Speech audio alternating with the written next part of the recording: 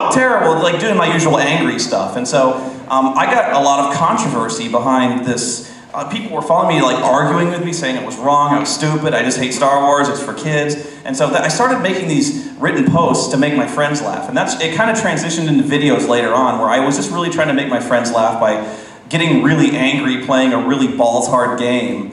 You know, so I was playing The Adventures of Bayou Billy, and people were really laughing watching me lose my mind playing this impossible game. And so that was really it. And so where it really got big was Final Fantasy VIII, where, again, Final Fantasy VIII, you may love it or you may hate it. Almost everyone loves it, but nobody had ever come right out saying, like, this game is terrible. And then people were, like, horrified. He said, what? About Final Fantasy? But everything Final Fantasy is good. And like, people, I don't think they liked me, but it was kind of like, they wanted to see what crazy shit I had to say next, because this guy is out of his mind, you know? So, what really got me started to know I really wanted to do this for as long as I could was the hate mail I got for Final Fantasy VIII. Where all of a sudden I was doing videos and people were kind of watching them, but not really. They were like, oh, Bayou Billy was fun, The Thing was fun, Robin Hood was fun, but all of a sudden I do Final Fantasy VIII and I get like 400 emails. Like my mailbox fills overnight, because apparently everyone just saw this video and was like, you gotta see this asshole. And so people were hating me, and I was like, if I get this kind of response from people, if I can stir this kind of emotion, I want to do this for as long as I can. And so that was how I got started. For me, it's still a hobby, because I've got another job in retail which I work, but it started mainly because of Doug. You guys who might not know, when Doug was posting on YouTube, when he was just a Nostalgia Critic, when there was no That Guy with the Glasses website, Doug would have to post a Nostalgia Critic video on a channel, then start up another channel and post another video, because YouTube kept pulling his videos down. And then Doug did the challenge to the AVGN and said, you know, I'm calling you out, that sort of stuff, and all those got taken down. And then James did a reply. You know, everyone who knows the feud with the Nostalgia Critic AVGN. James did his reply. So I went through all the comments on James's video, and most of them were saying, you know, oh, this guy sucks, he sucks cocks, all this sort of stuff. He's gay, he sucked my cock, which I don't understand. But just once. Oh. But then some people were actually saying, because at this point Doug wasn't that well known, sorry.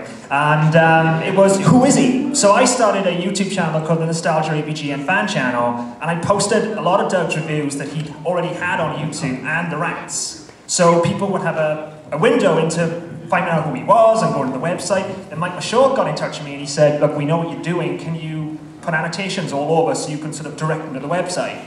I started doing that. Then he got in touch with me again about a year later and said, because I started doing Nostalgia Critic trailers, to sort of say, you know, new Nostalgia, I wouldn't post the new Nostalgia Critic video, because it's ad revenue, and Doug needs the ad revenue. So I started posting trailers, then Mike got in touch with me again, and he said, can you make trailers for everybody? So I made trailers for Benzaie, I made trailers for Spoonie, I made trailers for Lindsay, I made trailers for everybody. And then Cole Guy, who might know off the website, got in touch with me. He said, can you start editing for me? So I edited for Cole Guy. And Panda got in touch with me and said, can you edit for me? And then Matthew Buck got in touch with me and he said, can you edit for me? So I started editing for all these people and really sort of found the enjoyment in the editing process of it. And then from there, working with Panda, I started like finding a voice and sitting in front of the camera and talking. And that's where I sort of really found where I was going. And I kind of like the whole thing of like reviewing films I like. That's sort of what I like to do. I can't do the whole sort of angry thing, because if I get angry, like you'll attest, I get really irritating.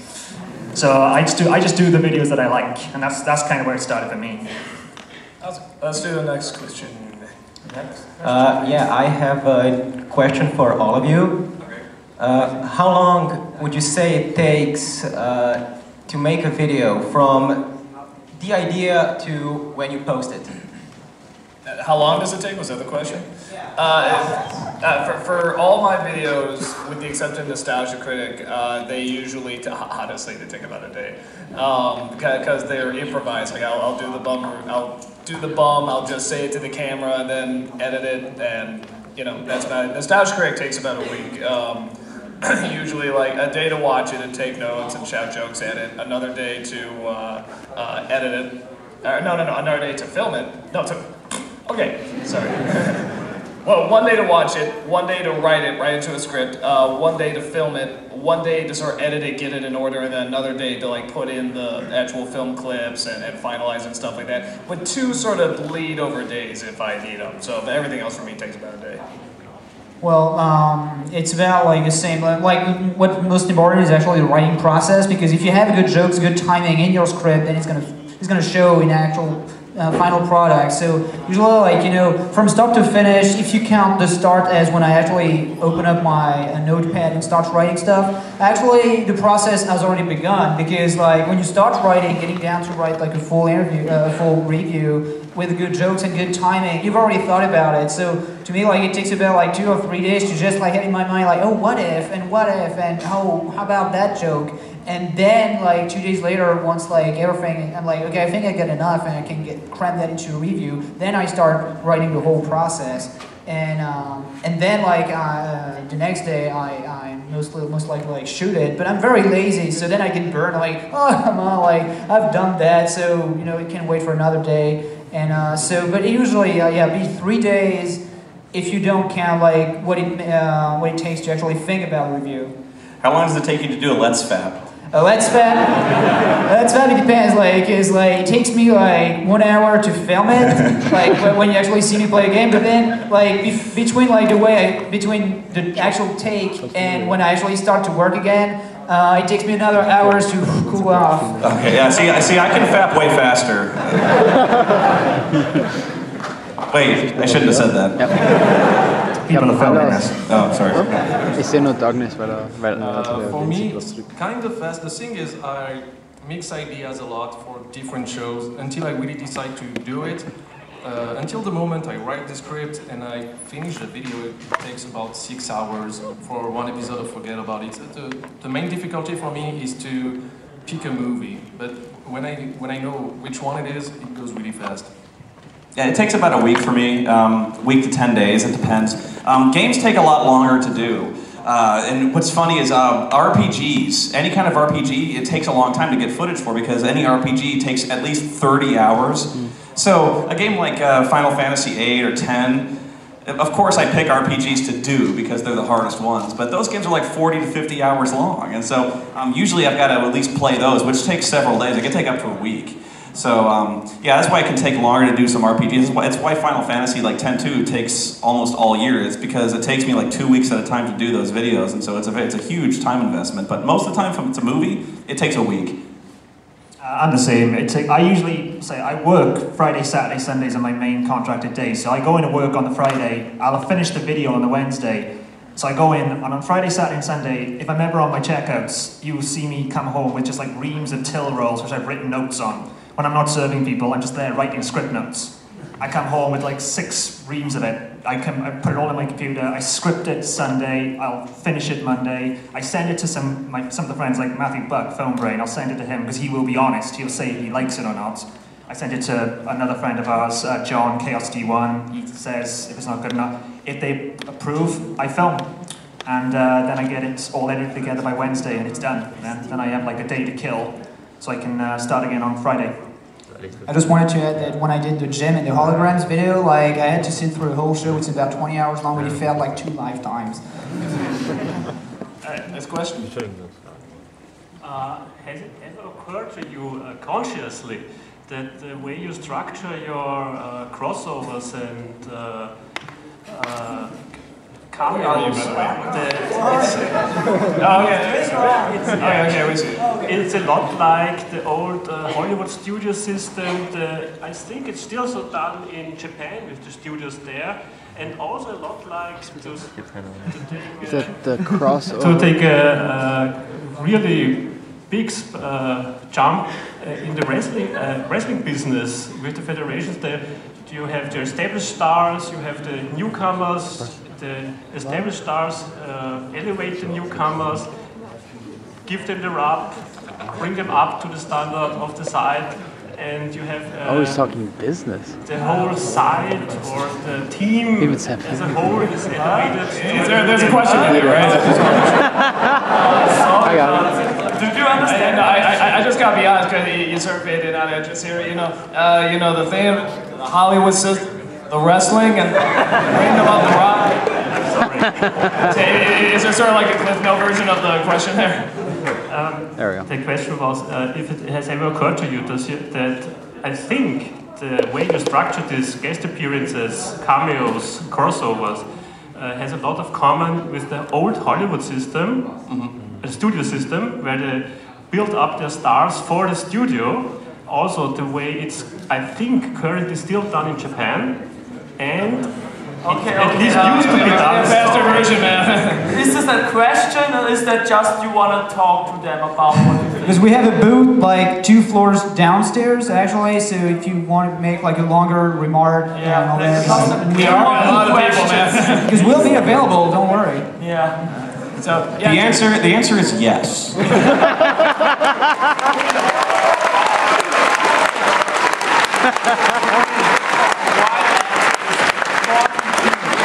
is the answer, yes. Only answer 42. Wasn't the answer Zod? That's a question. No. First off, That was fun. I like that one. first off, Spoony, you're the fucking man. Yeah.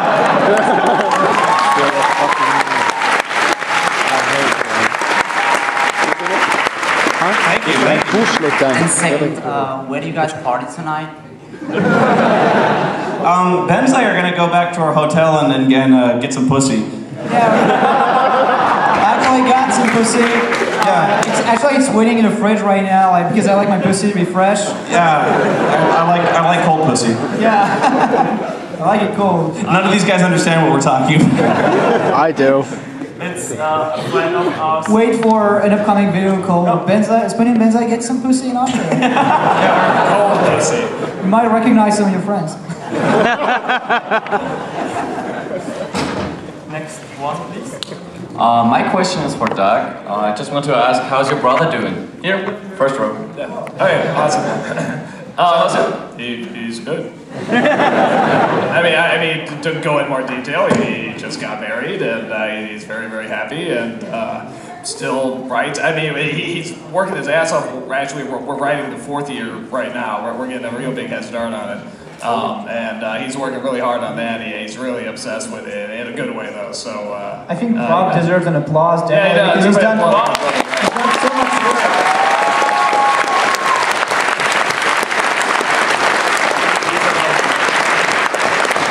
He's definitely, co-writer of Nostalgia Critic. Like, whenever he sits in front of the TV and we're just watching the movie, I mean, he has like the most jokes to throw out and the fastest. And as you've heard, he does some great voices. Like, he can really impersonate people well. So he's really, really awesome. Yes.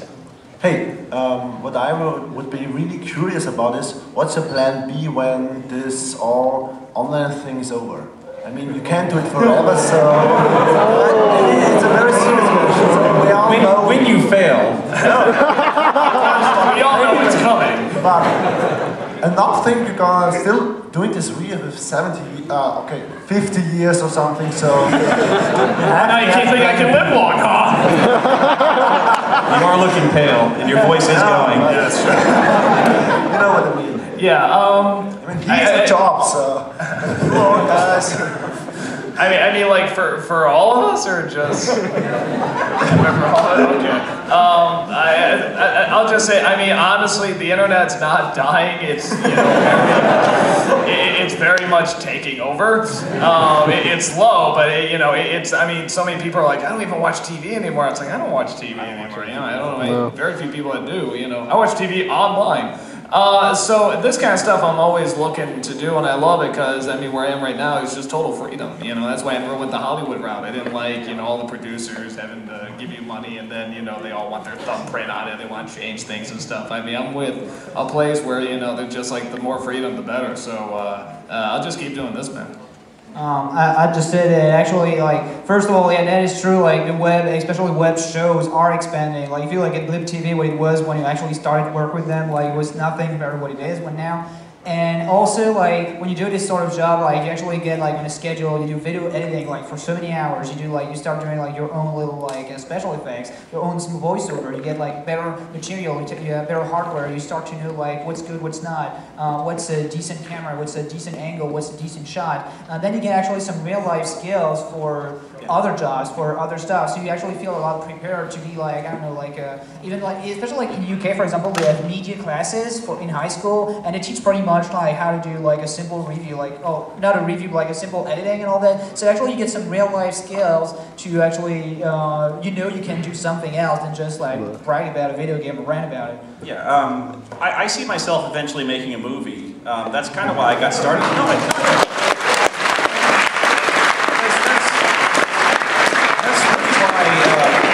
That's really why I got started, why I bought all this camera equipment and bought all these microphones and got this editing software, because I always saw myself one day eventually writing and producing a movie, because that's kind of what I'm doing now, you know. I mean, we're all telling stories with our weekly reviews, and really it's just been a learning process. I've learned so much about sound quality, you know, cinematography, just in my course of filming reviews, which you might not think would be that complicated, but it's really about improving yourself all the time. And so, you know, when eventually I get sued and my videos are taken off the internet, I'll probably write something and film it. And I know how to do special effects now. I know how to do a lot of complex editing. I've done a lot of complex editing, filming my own fight scenes, and just that kind of comedy writing and really honing your craft. I mean, I'm gonna use that and go on with that. I'm not always gonna make reviews, but I'll make things that people want to see, and that's really what I see myself doing.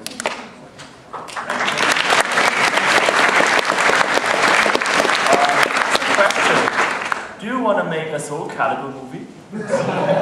Yeah. It's missing. We have Tekken, Dead or Alive, King of Fighters, Soul Calibur. So the Zelda movie, for God's sake. Yeah, I know, right? Actually,